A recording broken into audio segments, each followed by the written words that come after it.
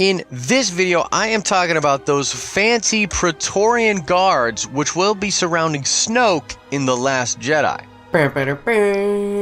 What is up, YouTube? It's Josh. This is the Den of Nerds. Guys, I'm going to be honest with you about this subject matter. I was on the fence about doing a video with this kind of information in it. Actually, it's funny. Right after I was done doing the Unleashed with Brock and James from Rebel Scum, which is really cool. You should go check that out. But we were literally holding up after we recorded that, and I was looking at the article. It was a couple days ago. The Praetorian Guard stuff had broke. People were covering it, and I was like, I don't really know if this is news. I don't really know if this is worth going into. But then, as I watched some videos on it, as I read some articles, I was convinced that there is actually a lot of interesting stuff in this reveal and possible implications to the makeup of the First Order. There's a lot of implications here, which I want to get to at the end of the video. But let me explain for you if you don't know what I'm talking about. MakingStarWars.net recently revealed that there's going to be a new version of the elite Imperial Guards, the guys in red that would surround Emperor Palpatine, and they are called the Elite Praetorian Guards, which does actually imply that there are non-elite Praetorian Guards and possibly a bunch of different kinds of guards on this massive Star Destroyer that Snoke will be on. So basically, in this article, they describe these guards as newer or updated versions of the old Imperial Guards, except that their helmets and fabric and ornaments on their armor and different things like that are all different. They also are all going to have unique weapons that have electricity on them to make them able to fight against lightsabers. This will be very much similar to that riot baton type thing that Nines use in The Force Awakens. Very similar to the guards that Grievous had with those like purplish pink electricity on them that like Obi-Wan and Anakin fought against. And I find this interesting for a couple of different reasons. One, think about the difference between the way Palpatine ran the Empire and the way that Snoke is running the First Order. So one of the things about stormtroopers in general and having, the helmets and everything being very uniform is that it gives you an identity to the whole rather than an individual identity. So within, the military, you had a lot of people looking very similar. Their look would kind of define their status within the army. Soldiers all look the same, captains look the same, generals look the same, admirals look the same, and there are slight differences here and there, but majorly everybody in the Empire looked pretty similar if they were in an official Imperial capacity. That does not appear to be the case with Snoke. So Snoke is not only a guy who values his own look and prestige. I mean, he's into wealth. We know this from the gold robes that he wears. He's into that. Also, his own guards are allowed no small measure of individuality. Now that is kind of cool contextually. Now the slight cynic in me is like, well, they're just doing this to sell more toys. And while there is probably a measure of truth in that, it's still awesome because, for instance, like with something like Star Wars Destiny, I want to get elite Praetorian Guards as a figure, as a card. I want to be able to play with them. I love the Death Troopers. I'm obsessed with the Death Troopers. I have all sorts of versions of those figurines, and they're really cool. They're cool versions of the Stormtroopers. I don't think there's anything wrong with having dope stuff and newer dope versions of stuff we like in Star Wars. Is it possible that these guards were simply created because they look cool? Yeah, it's totally possible. That is actually the original thought. That's why I didn't do a video with James and Brock about it, is because I was like, oh, okay, well, they're just doing a new version of these Imperial Guards or whatever. That's fine, and it's all good, but it's not really news. But upon further inspection, it would appear that the fact that they have these differences, these individualities, it really does convince me that there's something to it. It was also brought up in a video. I think Prince from Urban Acolytes was talking about this, and I could be mistaken because a lot of these videos kind of get blurred to me. But essentially, they were talking about how there is a mystical arm of the First Order, and how Kylo Ren and the Knights of Ren are in charge of that mystical arm. And the question to me becomes, are the Praetorian Guards a part of that order? Are they a part of the military arm?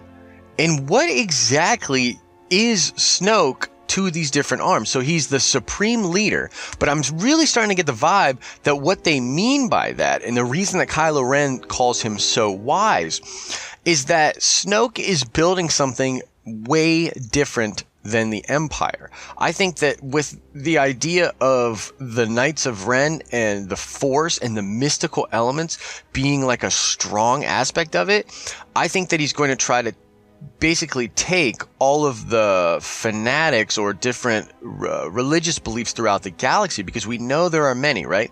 They're the Night Sisters of Dathomir, they're the Guardians of the Wills, the Church of the Force. A lot of different people believe in the Force and study it in different ways. And while Palpatine was kind of downplaying that and hiding that, and at one point actually tries to convince the galaxy that the Jedi were lying and there's no such thing as the Force, Snoke would appear to be using the Force and the knowledge of it as a part of the First Order. I find that pretty interesting.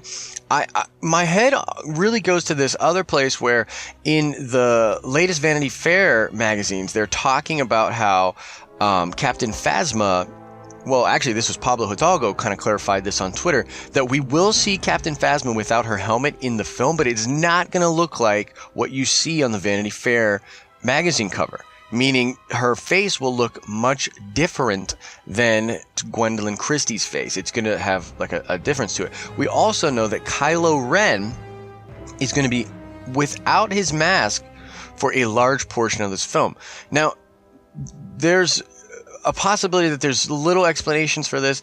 It is assumed by looking at the trailer that the mask of Kylo Ren is smashed, perhaps of his own accord. I have tended to believe that he's actually going to find more of an identity with Anakin than with Vader.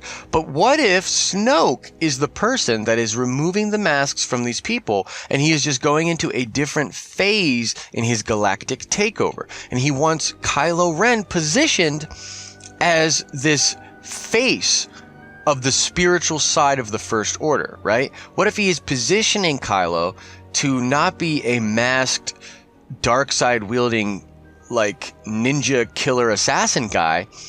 What if he is positioning him to be the face of the mystical branch of the First Order? I kind of find that pretty compelling. Now, there was also this rumor that we were going to get people in a black armor that had weapons very similar to what we're hearing the Praetorian Guards are going to have with their electrified anti-lightsaber weapons.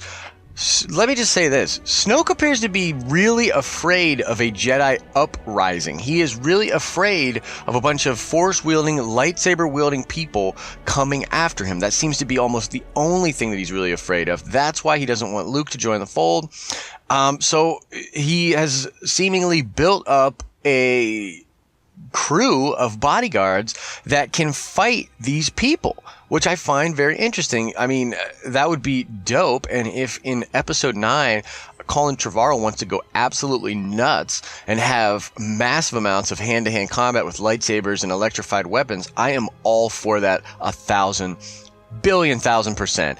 But that rumor that we heard about those guys in black armor that get to Ahch-To, it's possible that they are a non-elite version of these guards. And what is the connection between the guards and the Knights of Ren? That is an interesting thing. That's something I really want to know. For instance, you can see in not only the concept art, but in that force back vision, if you turn up the contrast or whatever, you can actually see that while Knights of Ren, if those are the Knights of Ren, have blasters and different things like that, a lot of them have hand-to-hand weapons as well. We also know from the Aftermath books that a lot of the Knights of Ren have lightsabers, but it is a part of their code that only the leader of them may wield a lightsaber. Very interesting. Is that something Snoke did? Is he really that afraid of Kyber or of lightsabers, of the Knights of Ren perhaps turning on him? Could we see a thing where the Knights of Ren are put into place or have tension against the Praetorian Guards? That would be very, very freaking cool. But I essentially just wanted to do this video, drop a little bit of my personal speculation, some of the things that I found interesting about this story. Man, I am getting more and more excited for The Last Jedi the more I hear about it. I'm excited about these guards. I'm going to buy the figures, and I hope that they're more than just like armor porn or weapon porn. I hope that they have an exact function. And the rumor is right now, if you go to makingstarwars.net, that we are going to see them in action. And man, I can't wait for that. That seems really, really cool. What if like Luke Skywalker gets onto the Eclipse, because I'm assuming that the big Star Destroyer is the Eclipse, and, you know, fights his way towards Snoke, and he's cutting down these guards and everything like that. It would make for some really compelling action. I'd be into it. But let me know in the comment section, guys, what do you think about this? Do you think that these Praetorian Guards are more than just new updated versions of the Imperial Guards? Do you think the fact that they have some form of individuality is another hint at exactly what or who Snoke is? And what do you think about Kylo Ren possibly being positioned as the face of the First Order and their mystical branch? What do you think about that? Am I way off base? Do you think there's something to that? Also, please feel free to point me to any information out there that I missed. More than willing to learn from you guys. This is a really cool aspect of this whole YouTube thing. So, you know, check that out. Like this video and subscribe to the channel if you haven't. We're going to be cranking out a ton of Star Wars videos. We're working on a new series of videos, which I think is going to be really compelling. And we are, of course, going to cover everything Star Wars as we head towards The Last Jedi. As I always say, I hope you are having an awesome and nerdy day. See ya!